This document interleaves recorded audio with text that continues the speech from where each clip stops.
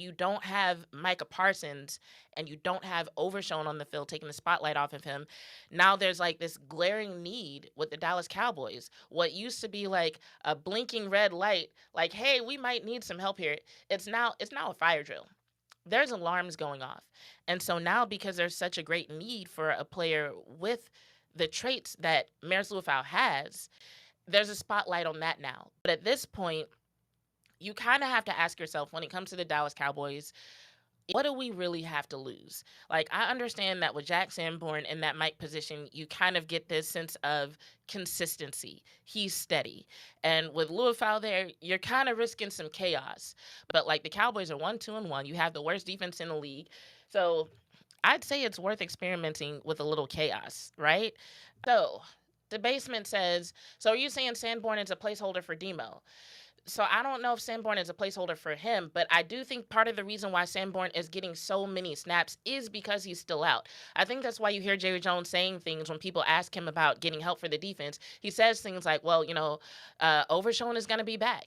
But if they had Demo or someone like him, I think it would be a lot easier for the Cowboys to move Maris to Mike. So that way, and it's like, we don't know for sure that that would be the key to success, right? His speed and aggressiveness would be able to be used because anyone who's planning to block him would have to make those reads a lot quicker, right? So that would be an advantage.